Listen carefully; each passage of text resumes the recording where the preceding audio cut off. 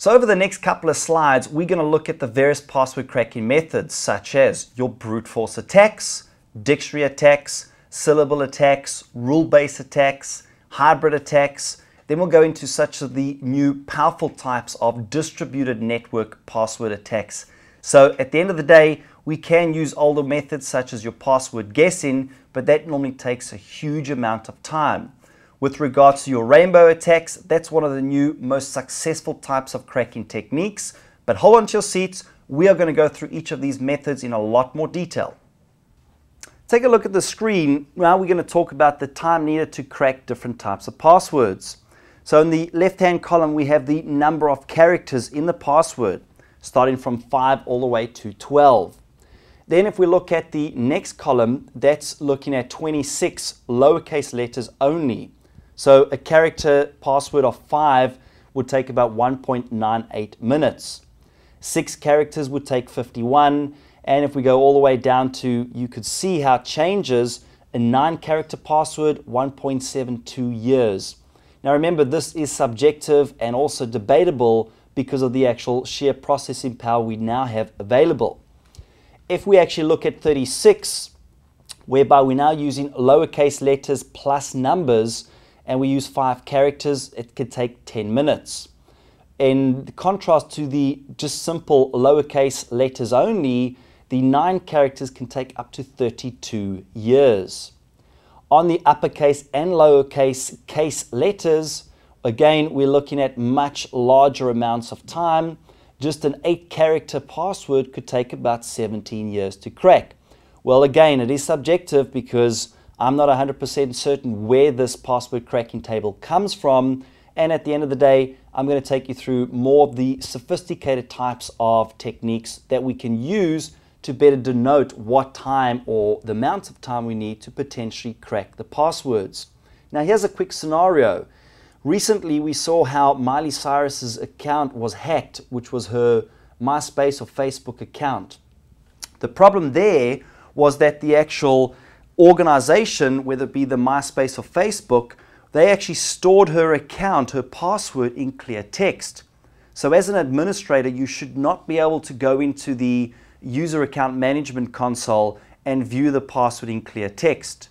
Those passwords are not viewable. They are actually only viewable by extracting them and then trying to crack them. So they are stored as hashes. Well, in the Miley Cyrus's situation, the hack took place because a 19-year-old malicious hacker was able to phone the MySpace or Facebook up and was able to social engineer them into giving him the actual password, which was not Miley Cyrus's password, but it was an admin account password. He then proceeded to log on to the admin console for them and was able to simply view Miley Cyrus's password. And because a lot of people use the same password, he was then able to log on to a Gmail account and actually copy some of the private and personal photos. So realistically, we want to make sure we always follow best practices from a programmatical point of view. So in this module, when we talk about application password cracking, what we're going to do is kind of give you a proof of concept about the different forms of password cracking. That being a dictionary, a brute force, and the rainbow tables. So to start off, I've installed LoftCrack, which has been a dependable program that's been around for a very long time. That is a great password auditing tool. It's taking me through a little bit of a wizard, and I'm just going to do some basic stuff. I'm going to choose the passwords on a local machine.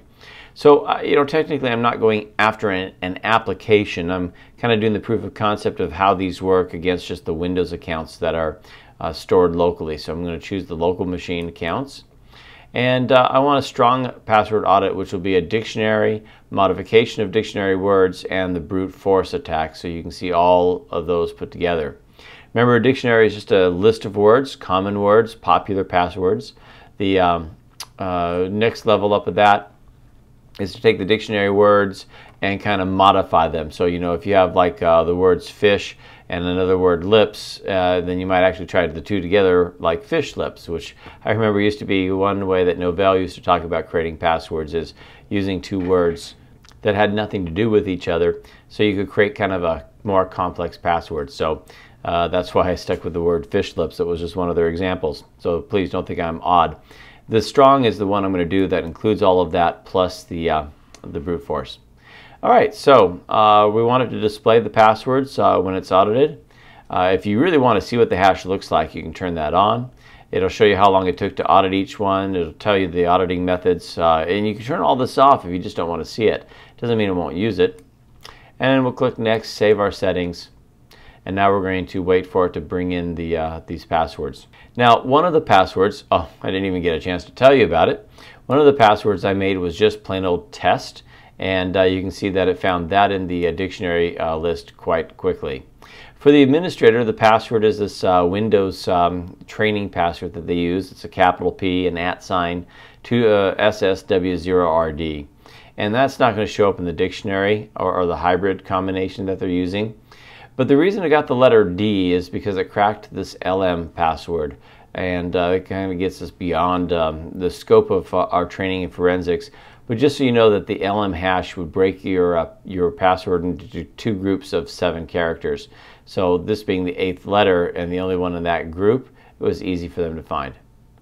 All right, so down here we see that it finished 100% of the words. It's now on the brute force. It's trying, it looks like somewhere around 5 or 6 million keys per second. Even at that rate, it's going to take about 3 hours and 43 minutes before it's done.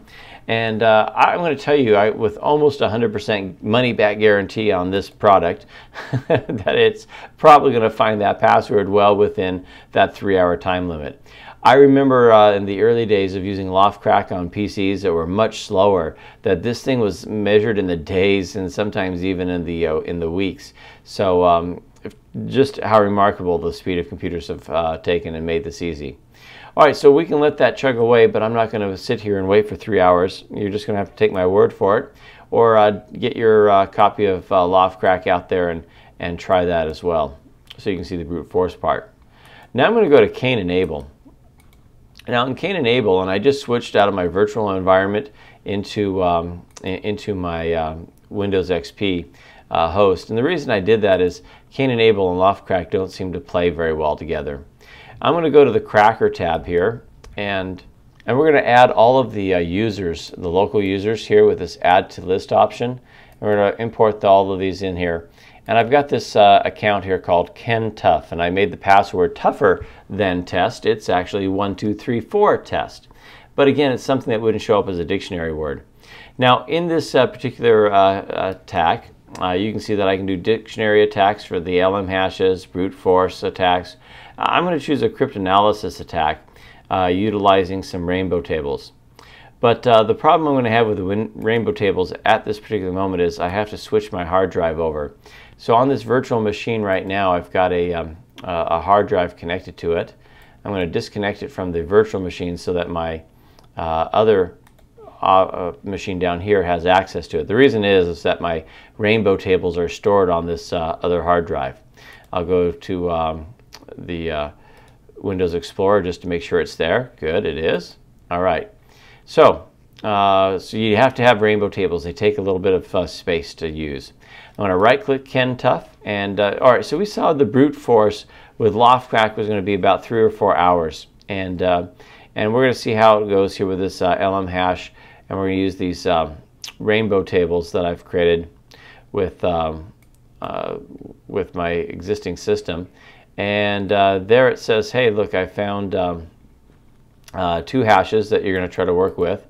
And actually, let me exit out of this one. Let's use, on this cryptanalysis, let's use the rainbow crack. There we go.